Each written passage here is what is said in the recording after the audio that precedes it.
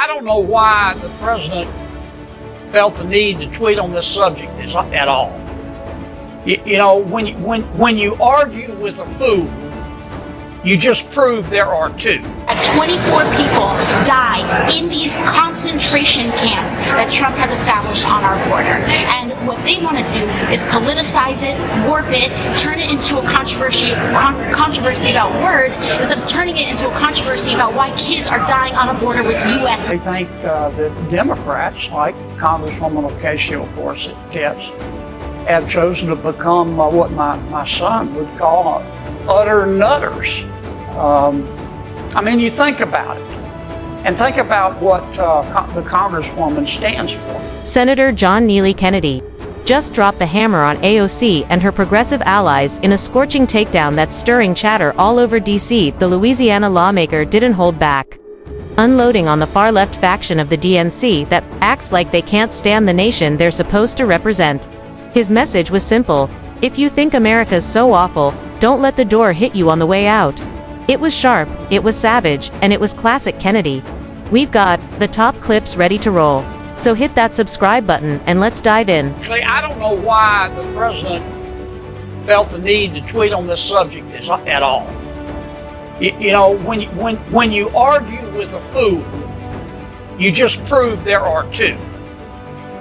And I consider Congresswoman Omar, Congresswoman Ocasio-Cortez, Congresswoman Tlaib, Congresswoman Presley, I think is her name. They call themselves the Squad. I consider them to be fools. They hate America. They think America was wicked in its origins, and it's even more wicked today. They ought to be thanking America instead of calling America evil and wicked and racist. In just a moment, I'll explain why Senator John Kennedy is taking verbal aim at AOC and her ultra-progressive allies right now. Yes, Kennedy's comments might sting, but it's hard to deny the point he's making. These women have built their brand by trashing America. AOC once said America hates women, despite the fact that she's gained fame and power here.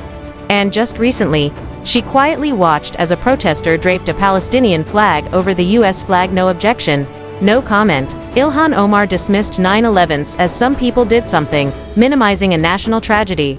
Rashida Tlaib backs anti-Israel narratives but won't condemn Hamas. Ayanna Pressley wants to dismantle institutions she claims are rooted in racism, if those institutions form the backbone of our country.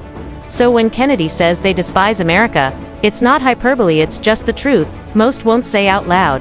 But what he said next, that's what really scorched AOC. This is America, and they have the right to their opinion. But I don't like to see the president even dignify their point of view. Besides that, I think that the Squad, as they call themselves, they are destroying the Democratic Party. You know, when your opponent is screwing up, don't interrupt him. Let him go.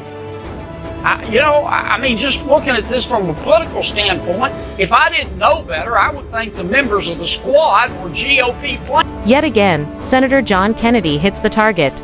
AOC's past comments and her non-stop left-wing posturing played a real role in dragging down the Democratic Party in the last election. Her fiery rants may go viral online, but they're turning voters off in the real world. And despite the backlash, she's learned absolutely nothing. Watching her political approach is like witnessing a train wreck in slow motion, and she's still pressing the throttle. Even worse, she's not the only one. A rising faction in the Democratic Party seems determined to tear the place down from within. Every time they say something outrageous, they alienate moderates and hand Republicans more ammo. You'd think losing would lead to a rethink. Instead, they double down. It's like they're sabotaging themselves on purpose, and Kennedy, he's just pointing it out. Now here's the clip that set him off. 24 people die in these concentration camps that Trump has established on our border. And what they want to do is politicize it, warp it, turn it into a controversy about words, instead of turning it into a controversy about why kids are dying on a border with U.S. Here's the question AOC keeps sidestepping. Why didn't these migrants go through the legal process to come to the US? It's a legitimate question, and Americans deserve an honest response. But instead of engaging, she labels anyone who asks as cruel or xenophobic. And let's not ignore what she won't talk about: the worsening human trafficking crisis at our border. Every day, innocent people, including children, are exploited by smugglers and cartels because of our lax enforcement and vague immigration laws. Meanwhile, the economic burden grows, and our national security suffers. Yet AOC keeps tossing out talking points instead of real solutions. This isn't about empathy anymore. It's about practicality, and that's something she and her allies seem to have run out of entirely. They think that illegal immigration, socialism, higher taxes, abortion are all moral goods. They think America, Israel, free enterprise are moral bads. That's not what most Americans believe. And that's kind of where I am on the subject. The president has explained his position. He has said, look, here's what I meant. If you're not happy living in America, leave. It's a free country, and I agree with that assessment. And I have to say amen to that. If AOC and her circle genuinely think America is the villain in every story, no one's holding them here. They're free to board the next plane out. Maybe try one of the countries people are fleeing in droves, where human rights are rare, economies are in collapse, and corruption runs the show. Let's see how long their utopian dreams last there. Or, hey, maybe they can hang with Ellen DeGeneres in the UK, sipping tea and raising chickens between lectures about how awful America is. Because here's the thing, you can't claim to champion justice while tearing apart the country that gives you a microphone. If it's really that unbearable, then go. The rest of us will be just fine without the drama. But if you think the feud between AOC and Kennedy ends there, think again. Some Democrats are even floating AOC as a possible 2028 presidential contender. And Kennedy's reaction? Brutal. What comes to mind, what comes to the stomach when you think of AOC running for President of the United States of America? Well, let me address first your question about dark woke. I think the Democrats are trying to appear more manly. Just a thought, but they may want to consider first getting rid of their man purses and their organic broccoli. Dark woke, light woke, mellow yellow woke, it's still woke. And that's the Democrats' problem. Before he torched AOC's White House hopes, Senator Kennedy aimed at an even bigger target: the Democratic Party's new label, dark woke. And he didn't just mock it, he shredded it. In his signature Southern drawl and sharp wit, Kennedy made it clear, woke is still woke. Slapping on a dramatic new name doesn't mask the extremism or lessen the blow.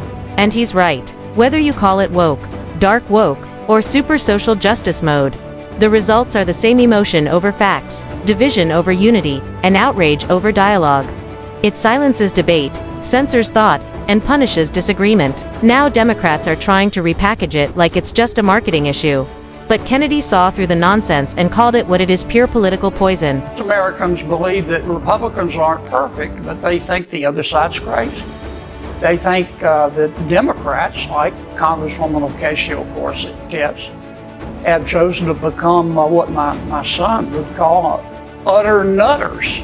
I mean, you think about it, and think about what the Congresswoman stands for. If you're a Democrat in today's Democratic Party, you're not allowed to fire bad employees, to fire bad teachers. You're not allowed to cut wasteful spending. You're not allowed to deport illegal immigrants. You're not allowed to oppose MS-13. You're not allowed to like cops. You're not allowed to prosecute thieves who steal less than $950. Kennedy didn't pull any punches. He fired off a full-throttle critique of today's woke agenda, from wide-open borders and anti-cup rhetoric to gender theory in grade school classrooms and climate policies that crush working families. He laid it out clearly, and he's right. This is exactly why Democrats lost. Voters are sick of the noise, the arrogance, and the policies wrapped in fake progress. And now, they want to hand the presidency to AOC. Seriously, if Alexandria Ocasio-Cortez ever gets into the Oval Office, who knows what kind of ideological destruction she unleashed. She sees capitalism as evil, America as broken beyond repair, and any disagreement as hate speech. Electing her would be like giving a flamethrower to someone already lighting matches. Kennedy sees it. Voters see it. And deep down, even her own party knows it. You are required to use certain pronouns and to believe that men can breastfeed. Now, I don't think I'm being unfair. This is what Democrats and Congresswoman Ocasio-Cortez now believe. And a charitable interpretation for this kind of behavior does not exist. And the American people look at it and they just want to jump out of a moving car. A surprising number of undecided voters broke for Trump not because they loved everything he said, but because the chaos from the left was off the rails. From calls to defund police to pushing radical gender theories in schools, many Americans felt like the Democratic Party had lost touch with everyday reality. Meanwhile, the GOP, despite its own internal issues, appeared more stable, more grounded, and more focused on real-life concerns. Voters wanted clarity, not ideology. Trump, like him or not, hit on what matters. Crime, inflation, the border, and the economy. These are kitchen table issues. The GOP's message wasn't polished, but it was relatable. And in an age full of political theater, that kind of raw, honest messaging was enough to win over voters tired of the circus. In terms of the Congresswoman, look, I encourage her to run. I hope she does run. I understand. I listened to her speech. I understand her slogan is going to be change begins with a mustard seed, which I think is interesting. I guess if Governor Pritzker runs, his slogan will be you can have a tummy and still be yummy. I don't know. I just think with the Congresswoman, if you scratch the surface, you get more surface. I don't think she has the intellectual firepower to run a campaign to be president. Senator John Kennedy just lit a fire under AOC's presidential ambitions and then casually stomped it out with his signature charm. With a smirk, he dared her to run, but don't be fooled. It was sarcasm wrapped in Southern hospitality. Kennedy knows exactly what that would look like. Another Kamala Harris-style train wreck, flashy speeches, buzzwords galore, endless media attention, but no real answers. He didn't sugarcoat it. He called her what she is. All flair, no plan. Just like Harris, she talks a lot but says very little. Her speeches are loaded with emotion and ideology, but when it comes to real policy, silence. Kennedy's message was crystal clear. America doesn't need more slogans and staged Instagram moments. It needs real leadership and results.